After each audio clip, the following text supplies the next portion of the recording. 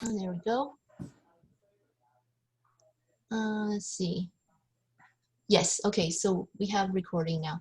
All right, so I'd just like to welcome everybody once again to our meeting, our all candidates meeting from Delta Residents Association.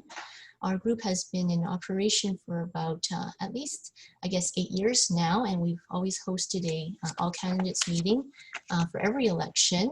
And I am thankful that we were able to do this, even though times are a little bit different this year. So I'm just gonna ask, we have already drawn names to see who's going first. Ravi will go first, then Jet second, then Nima, and after that we will take a different turn and rotate who gets to go first and answer questions. So Evelyn, I'm just gonna let you have your 1 minute to give our opening statement, and at the 15-second mark, there's gonna be a yellow flag, okay, just to remind you. All right, okay, Ravi, you can get started, thank you. Yeah, great. Thank you for inviting us today, and nice to see Nima. First time we're meeting, and nice to see you again, Jet. And it's my pleasure to be running again. It's been amazing last 3 years. We've been able to accomplish so much in North Delta. I'm so proud of the new $8.7 million track at North Delta. I'm so proud of the new playgrounds that we got built, 2 brand new playgrounds. We were able to get all the schools in North Delta seismically upgraded, which I know is very important for people wanting their kids to have a safe place. And as well as $250 million of infrastructure projects at the bottom of Alex Fraser Bridge there. And so we've got a lot going on in North Delta. But of course, top of mind issue for everyone is COVID. You know, throughout this campaign, I've heard from people that they think Premier Horgan's done a good job, Minister Dix has done a good job, and government's done a good job of handling pandemic. You know, countries from all over the world are looking at us as leaders, and so my focus will be to continue that, make sure we're safe. We're in this for a long haul still, so make those important investments to make sure that people are safe and that we can get the economy safely opened again. So thank you again for inviting me. All right. So Evelyn, dear, it's when you time for 1 minute, make sure that the 15-second mark, you wave the yellow flag. Okay, sorry about that, guys. Anyhow, I'd just like to give Jet his 1 minute turn. Okay, Jet, you can get started. Thank you. Thank you, Christina, and thank you for the North Delta Residents Association. Hello to Nima, first time meeting, and Ravi. We've had a few encounters now, so it's great to meet, have some great people to run against. Again, my name is Jet Sunner, and I'm running for Delta North for BC Liberals. And I've lived in the area here for 15 years. My 3 kids are growing up here. My boy went from preschool all the way to college and has also grown up playing in North Delta minor hockey. I've been policing for 28 years in the Lower Mainland, so I know the issues around the area from, I've worked in 3 different cities here. And also I'm the founder of Team Is It. For 17 years, we've done basketball tournaments, drug exploitation, etc. And I really want to bring the issues, the local issues here, like affordable housing, which we didn't get any, and the other stuff like the infrastructure that the BC Liberals have built and will continue to build. All right, thank you, Jet. All right, so the next person up for their opening session was Nima. So Nima, you have your 1 minute. Okay, thank you. Thank you very much for calling me. Hello, everybody. Living in North Delta, I'm facing the same problem as my riding people are facing. I'm here from last 10 years. I have done my master's in education and I have done my EC degree. I'm working as a radio and TV host discussing various problems, social problems, employment problems, personal problems on the TV and radio. And I have done various food drives during this pandemic. And we have raised voice for our Canadian migrants who are in jail in China. We have raised voice for Hong Kong people, Taiwanese people, Tibetan people, and working with Uyghur Muslims. And I'm an immigrant. I came to Canada in 2008, and I faced many problems like unemployment, rental problems, and childcare problems. I was unemployed for last when I came, I was unemployed for 6 months. I worked various odd jobs. Now I want to bring change into the community. That's what I'm running into this election. and I'm not a big person like politician. I have limited resources, but I. All right, thank you, Nima. All right, so at this time, we're just going to start our questions from the residents.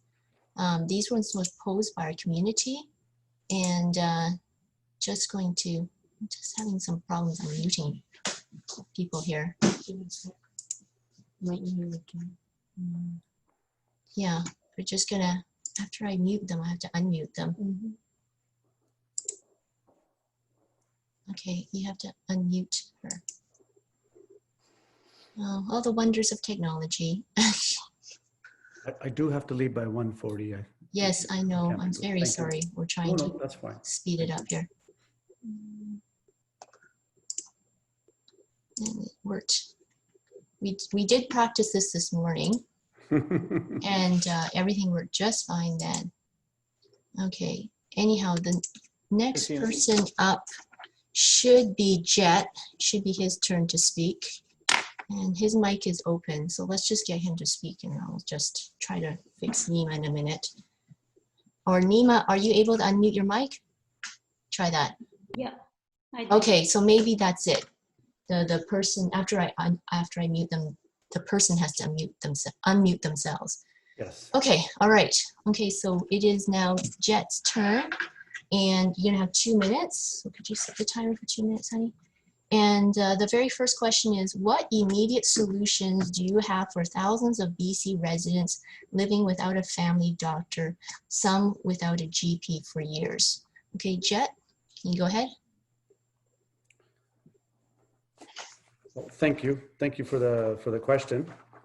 Well, as far as healthcare, I can tell you a little bit about the healthcare.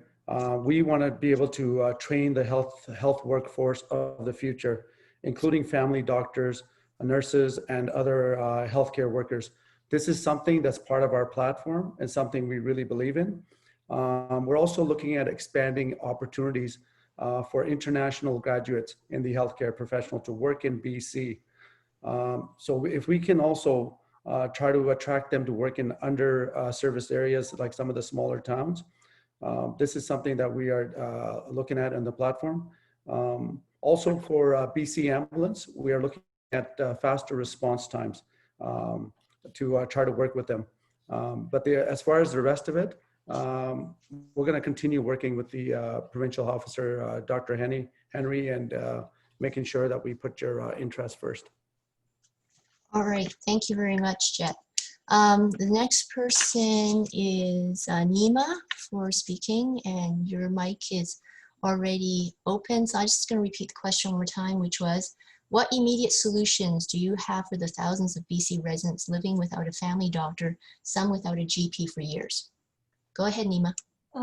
I think during this pandemic, the healthcare system is really important, and we are working for the mental health, like for $1 billion for giving them for the mental health for 4 years. And this is really needed this time, because during this pandemic, people are upset, they are sick. And my children at home, they are always asking me, like, how come we can't play with our friends? We cannot go outside. It's affecting their mental health. We need the mental health in place right now to help people. Oh, okay, all right, thank you, Nima. And the third person speaking on the same question would be Ravi. And just let me repeat the question one more time. What immediate solutions do you have for the thousands of BC residents living without a family doctor, some without a GP for years? Go ahead, Ravi. Yeah, thank you. And I don't think I answered the first question, which was, I lived in North Delta. I moved here in 2005, so I've lived here for 15 years. And no doubt that not having access to a doctor is a huge issue, because we know if you don't have access to a family physician, the chances of issues accumulating are significant on the population. So we have announced that we're going to be starting a second medical school here in SFU Surrey, which will be significant to bring on more doctors. We've announced we're going to hire 7,000 new healthcare workers, mainly focusing on women who have been displaced from the tourism sector, and then hiring them up so that we can have more supports in our senior care homes, where we know we have serious challenges providing the supports to seniors. So, and of course, a second hospital, a new hospital, a second one being built in Surrey. I'm so proud that it's going to be up and running, which a lot of our North Delta residents will be also going to. Not to mention, we've launched the urgent primary care clinics, which are clinics all throughout the Lower Mainland. We've got 2 brand new ones in Surrey, which have doctors, nurse practitioners, mental health support services, all the things you would need so that you can go there if you don't have a family physician to get the supports you need. All right, thank you, Ravi. Our next question posed by Delta residents, the next person up for speaking would be Nima. So because Jet started the last question, question 1, Nima gets to start question 2. So let me read this question for Nima. It is, what's your solution to manage ICBC deficit and inefficiencies? What are your feelings about privatized insurance? Will your party reduce car insurance? All right, go ahead, Nima. Definitely, I feel that insurance is rising so much up and it's really hard. The insurance is more than the car's value. So we want to reduce the ICBC insurance policy rates, and it's really necessary. But now this is ICBC. If you have any claim, you are getting the claim in time. I don't think when it will go to the private sectors, because private sectors are working for the private interest. They work for the profit. I don't think it's easy to get the claim easily from the private sector. So I feel we have to trust in ICBC. We have to build trust with the government at ICBC, and we have to continue with the ICBC. All right, thank you, Nima. And the next person speaking after Nima should be Ravi. So Ravi, just let me read the question one more time, which is, what's your solution to manage ICBC deficit and inefficiencies? What are your feelings about privatized insurance? Will your party reduce car insurance? Yeah, thank you. And I agree with a lot of points Nima made. We believe that the privatization model, which has been recommended or suggested by the BC Liberals, is not the right way to go. It's modeled off of Ontario, which has the highest insurance rates in the country. Just recently I was speaking to a trucking company from Alberta. They're moving their business to BC because the insurance rates are way too high. And so we know ICBC's got challenges. We were left with a $1.2 billion debt that the previous government spent and left it in a big hole. And so we've made major reforms. Just within the last 2 months, we passed in the legislature with the support of the Green Party, major reforms to ICBC. And we know that with those reforms, by taking out a lot of the money which was spent on legal fees, will go back to people's pockets and significantly lower their rates 25 to 35%. And so we think that's the prudent way to go. Follow Manitoba, which has got a public option, but has got the most efficient ICBC system. And that's the path that we're heading to, because we think that's the one that makes the best sense for the public. All right, thank you, Ravi. All right, and so the next speaker on the same question would be Jet. And let me just read the question one more time. What's your solution to manage ICBC deficit and inefficiencies? What are your feelings about privatized insurance? Will your party reduce car insurance? Okay, Jet, go ahead. Yes, under the NDP, the rates skyrocketed. We know that. They went from an average of $1,300 to $2,000. If you have a kid that's driving, you're paying hundreds of dollars extra. There's an example in the paper where a girl bought a car for, her parents bought a car for her for $3,000, and they had to pay $3,000 in insurance. This is unacceptable. This is the only place left in the world. What we're asking is that people be given a choice. So you can go with ICBC or you go with the private company. That's what we want to be able to do. Give people a choice so their rates aren't out of control. So this is not acceptable for the public. I also want to respond to Ravi on the healthcare. We built the 14 hospitals. We added the addition to the Surrey Memorial Hospital that a lot of our Delta North people use, the Guru Nanak $500 million expansion, as well as the $200 million Jimmy Pattison expansion. Those were all done by BC Liberals, and BC Liberals will build a hospital. The NDP has no plan, no land. We will build that hospital in Cloverdale as we built everything else. Thank you. All right, thank you very much. And that was question number 2. Question number 3, the first speaker for question number 3 should be Ravi, so he'll go first. And let me just read question 3 so you can get ready for that.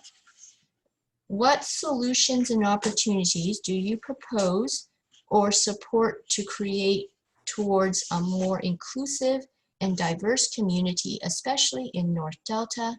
How are you going to address the racism problem? Okay, Thanks. Ravi, go ahead. Thank you for that, and maybe the Residents Association members will know that I led this file for the province for 1.5 years. I was the one who helped bring back a BC Human Rights Commission, which I think is critical to support our communities. I was able to travel the province to hear from communities on racism, and we put together a network in communities throughout the province that is grassroots led and helps strengthen communities to address racism. We've made improvements to hate crime laws, and our platform is very comprehensive. We will be looking at the Police Act. We will be looking at bringing in race-based data, which the Human Rights Commissioner just recently recommended. So I'm passionate about this. I've spent my brief time in government working on this file. Also did a lot of inclusion work in the community, inviting leaders in our community and students and young people to learn about our Indigenous community. I did a lot of work with the Japanese community to recognize the historical landmarks in North Delta and the injustices they face. So I'm passionate about this issue, and I think our record speaks for itself. All right, thank you, Ravi. And so the next person speaking on this same question would be Jet. So let me read the question again for you, Jet. And it is, what solutions and... Oh. Sorry about that. That's Right okay. here. Go ahead. All right. So Jet, here's the question once again. What solutions and opportunities do you propose or support to create towards a more inclusive and a diverse community, especially in North Delta? How are you going to address the racism problem? Okay, go ahead, Jet. Well, first of all, I know that BC Liberals have zero tolerance towards racism. We have had systemic racism in our country, in our history. And my feelings on it is I have no tolerance towards any kind of discrimination, any kind of racism. I have, 2 little girls and a boy, and I want them all to have that equal opportunity. This is what I teach at home. I teach them to love and respect everyone, despite their race, religion, sex, anything, even differences in the way they look. I try to encourage my kids to make sure that they are able to be friends with kids that are left out there in the playground by themselves. This is what we teach at home. This is what I want. This is what I believe that the BC Liberals will teach. In addition to that, the BC Liberals, as part of our platform, is asking that all government services are free of racism and prejudice, and they want everyone to follow those anti-racism policies. Extend the single parent employment initiative to train and support single parents to help with more employment. Also support pay equity and salary transparency by creating the Equal Pay Act. So this will help males and females employees to make sure that they're getting what they deserve. Thank you. All right, thank you, Jet. And the last person to answer the same question is Nima. So let me just repeat the question one more time for Nima. What solutions and opportunities do you propose to support and create towards a more inclusive and diverse community, especially in North Delta? How are you going to address the racism problem? Okay, go ahead. I feel we have to foster the diversity and multiculturalism in the child when they are small. So if there is a free childcare access for everybody, they put the kids in the childcare because it's free. Then there are qualified teachers. They foster the diversity in the children from the childhood. They grow with the diversity. They grow with the multiculturalism. So there is less chances of racism. So I feel when we brought the child in the childcare and we have the plan to include the childcare into the public schools, connect them with the Ministry of Education. If they are connected with the public schools, then we can foster more diversity in the kids and we can take care of the physical growth, mental growth, emotional growth, cognitive growth. And this is really important to foster the thing in the early age, so that when they grow big, they grow with this thing, with the diversity, and there will be no racism in the society when we bring them into the small age. All right, thank you, Nima, for your answer. The next question, question number 4, the first speaker is Jet. So Jet, here is the question for you. I'll just read it out. Do you think it benefits British Columbians for the government to have a snap election called on September the 21st with just over 1 month to election day? Please explain. All right, go ahead, Jet. Absolutely not. I think the NDP, that was a very selfish move. As we know, the election was, the official date is October 2021. So they called it 1 year early. Despite being going through COVID, the numbers are going up. As we know, we've had 7 deaths at the Delta Hospital and many other infections. We've had some in our schools, some in Delta and many in Surrey as well. That's, the public is all worried. The seniors are worried about their health. Well, I'm worried as a parent about my kids' health. We had to send them back. We had no options here. It was either 2 options, but one of them was just going through full-time school. There was no online option for our kids. That's something that we could have looked at to have a consistent model. They could have spent the next 6 months to a year doing that. Instead, they're spending a lot of money on an election. They canceled the Massey Bridge project, which we put $100 million into. They could have been focusing on a hospital, making sure that we can bring back the economy safely, taking care of our people. The people are worried about their jobs. That's what the people out there are telling me. The businesses are worried about their rent. The people are worried about having a job. They're worried about their safety. They're worried about their health. And the NDP decided to have an election. I thought it was a horrible move for our people. All right, thank you, Jet. And the next person after this is Nima. So Nima, for you, I'm going to read the question, same question again, which is, do you think it benefits British Columbians for a government to have a snap election called on September the 21st with just over 1 month to election day? Please explain. Go ahead, Nima. I think humanity is the best policy. We have to keep humanity first. We have to keep the care and love and affection of the people first, power after. I think this time we need more medical care, more mental health care, more subsidies in rent, more subsidies in food. So this is not the best time for election. If we are keeping election, is this time we are putting everybody's life in risk. You know that from last 6 months, from March till September, kids, they didn't go to the school. And it was the necessary thing for kids to go to the school. If they cannot go to the school, then why should we do the election? Is it so necessary this time? All right, thank you, Nima. And Ravi gets to answer this question, and I will read the question for you one more time. I've got it, Christina. Okay, all right, yeah. Go ahead. Thank answer you. the question. Thank you. Yeah, I appreciate that. Thank you. And, I do think it's the right time to ask the public what they want for the next 4 years. We have low COVID cases. Yes, kids are going back to school safely. If Jet has concerns about his kids' safety and not having the program, he should talk to the school board about it, because they do have online options for people that choose that. But this is a safe election. Things have been run by Elections BC very smoothly. People have been ordering mail-in ballots to vote from their own comfort of their own home. And so things have been taken, steps have been taken to ensure people's safety. We've seen Saskatchewan is going through an election. New Brunswick just went through the election. The US went through the election. Korea just went through the election. So many jurisdictions are going through elections. We're going to be living through COVID now for at least 3-4 years. This election would have happened during COVID no matter what. And so now, while the cases are low, it's a good time to do so. What I think is dangerous for the public is candidates knocking on doors. We were asked to stay in bubbles. Our campaign is not knocking on doors. We're not exposing our volunteers to people's homes. But I know certainly the BC Liberals and Jet's team are knocking on doors. So if they're really worried about safety, they wouldn't be doing that. And so I think it's a little hypocritical to say that it's not safe to vote, but it's safe for them to be knocking on people's houses' doors. All right, thank you, Ravi, for answering the question. The next question, the first person speaking is Nima. Okay, and Nima, let me read out the question to you. Number 5, do you think it is a good idea to eliminate the PST for 1 year? Please explain. All right, Nima, are you ready? Yeah, I think cutting the taxes is reducing the services. We need more services.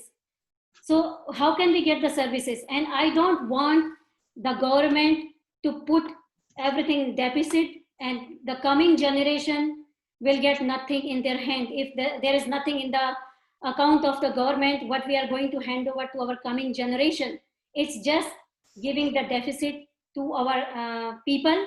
So cutting taxes is not the solution. The biggest solution is to give them care, love, affection, and what they need this time is medical care. They need mental health care. So cutting tax is just making you deficit. Give us services. We want more services. We want good services. We want quality services. Without money, I don't think we can get any services. So this is my point. All right, thank you very much, Nima. And just like to read the question again for our next speaker, which will be Ravi. So here's the question number 5 again. Do you think it is a good idea to eliminate the PST for 1 year? Please explain. All right, go ahead, Ravi. Thank you. Yeah, I mean, most middle-income families are not paying the PST on critical things that they buy. They're not paying it on groceries. They're not buying it on their kids' school supplies. They're not paying it on their phone bills, their heat bills. They're not paying it on majority of the things that we buy, childcare. You're not paying it. And so what really this will benefit overwhelmingly the really, really wealthy folks. And you know what, I agree with Nima. You know, you cut $8 billion of revenue. Where is that money going to come from? We know the BC Liberal history. When they got in 2001, they did the same thing, and they cut the taxes for the really wealthy folks, and then they had to cut all the services. They fired 7,000 first care home workers that were working with our seniors. The prices for that we're still paying for today. And I know I lived through it because my mom was one of those people. And so I don't think that cutting the taxes and then having no plan of what you're going to do after is prudent. It's not good for the economy. It's not good for anyone. And I appreciate that they're struggling and they want to try to find a way to get people excited, but this is not a thoughtful, fiscal managed way to do it. We're doing targeted investments in people, targeted investments to help people. We're doing targeted investments such as PST exemption for manufacturing for companies. And so those are more targeted to help those businesses that are struggling, $300 million in direct grants to help businesses that are actually struggling. But a blanket cut like PST that helps some businesses perhaps, but that are doing really, really well, I just don't think that's the smart way to go during these times. All right, thank you, Ravi. All right, and the last person on this question is Jet, and let me just read the question again. Do you think you okay? Okay, go ahead. Yes, so under the NDP, let's be clear here. This is what happened. 23 new taxes were introduced, average of $4,700 to the average family they raised the taxes to. That's what they're paying. They want to give you $1,000, but they added $4,700 to your debt.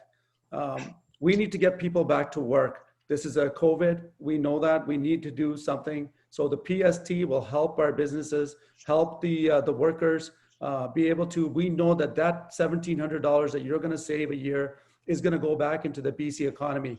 Unlike the $1,000, there's no accountability where that's going to go. The PST $1,700 will go back in. Also, if you're constructing a new home, you can save up to $19,000, which in return will also create many more jobs. We're also helping businesses with the 2% income. 98% of all businesses are small businesses, and so many of our people in Delta are employed by them. In fact, majority are run by women. So we need to support that. We need to support the economy, and you're not gonna be able to support any programs if we don't have that working base and we're not helping them. In response to Ravi with the volunteers knocking on doors, we knock on the door, we wear our mask, and we walk away 10 feet. And if a person responds to a window and wishes to talk to us, we do that. We need to do that. They put us in a tough position here with the NDP calling this election when it was not necessary, giving nobody any time to prepare. This is their way of trying to sneak it in and pull the wool over your eyes. And the options online, the parents are upset. This is what they're telling me. It's not. It's like a home quest program. It's not the same as other cities. So he could have fought for that, and he should have fought for that. So our little kids in elementary school don't have to be worrying about getting COVID. So these are the facts, folks. We're the only ones that can get the economy going. If we don't have that 80% people that work, we got to support them. So when we get sick, when we get old, who's going to support us? All right. Okay, thank you. Jen, I had to mute your mic. Could you unmute it yourself? That seems to be the way to do it. Okay, our next question coming up is question number 6. Ravi, you're the first speaker here, and I think this is going to be our last question before closing statements. Okay, so everybody gets to answer question 6, and then we'll do closing statements, and we will finish very close to 1:40. I hope that's okay. All right, so number 6, what will your party do to reduce the cost of post-secondary education? Okay, Ravi, go ahead. Yeah, thank you for that question. And we've been doing a lot of work with student associations and organizations. We know this is a major challenge. First and foremost, we've been creating new spaces for kids that want to go to post-secondary education. We just announced that we'll be creating 2,000 new tech-related spaces because we know that there's a major need.